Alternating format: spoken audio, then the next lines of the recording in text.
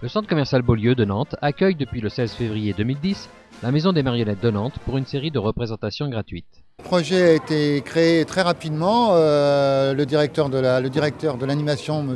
José Co, est venu nous voir en novembre. On en a discuté un petit peu et puis il m'a dit « Écoute Serge, moi j'aimerais bien qu'on ait une programmation sur plusieurs mois de marionnettes dans la galerie marchande. » Alors il nous fallait un lieu un peu clos quand même parce qu'on n'allait pas jouer au milieu des caddies, hein, ça se comprend. Alors ils ont fait construire ce petit lieu très mignon et puis on s'installe là pour 10 jours pratiquement. Et puis les séances vont être espacées pendant plusieurs mois jusqu'à fin juin. Après il y a une petite période estivale, juillet, août. Et les derniers jours d'août on reviendra avec un autre spectacle. Et la programmation est prévue jusqu'à fin décembre. Un théâtre au cœur de la galerie qui réconcilie emplette et culture. Nous avons cherché comment animer le centre commercial avec toujours cet esprit de culture qui perdure depuis tellement d'années au centre commercial Beaulieu. Tout d'abord, nous avions pensé des clowns dans la galerie.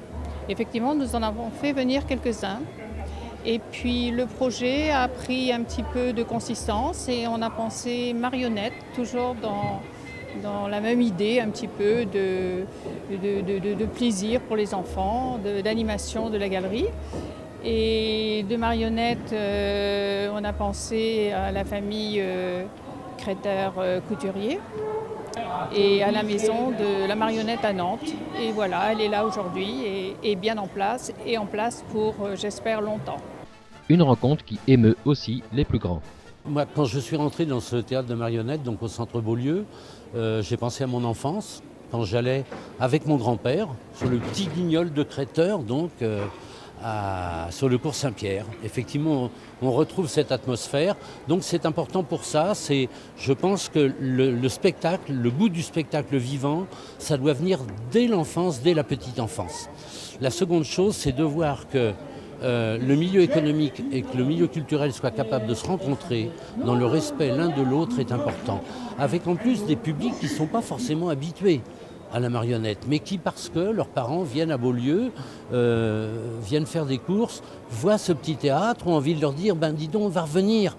Parce que ce n'est pas seulement le temps de trimballer le caddie que va durer la pièce. Il faut vraiment y venir et avoir envie. Mais donc le fait que ce soit présenté ici, qu'on doive s'inscrire, je crois que ça suscite l'envie.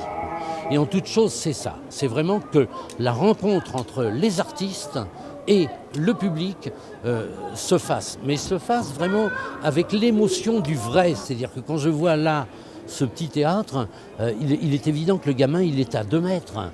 Il voit la marionnette, il la croit vivante. À la sortie, il va peut-être croiser celui qui manipule la marionnette. Est-ce que ça va enlever à la magie? Est-ce que ça va le rendre humain? J'en sais rien, mais c'est merveilleux. Ne serait-ce que le gamin se pose la question.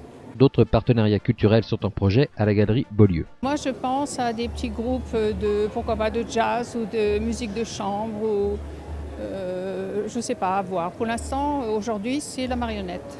À noter qu'il est nécessaire de réserver sa place et que le théâtre des marionnettes vous accueille aussi rue du Gommier à Nantes.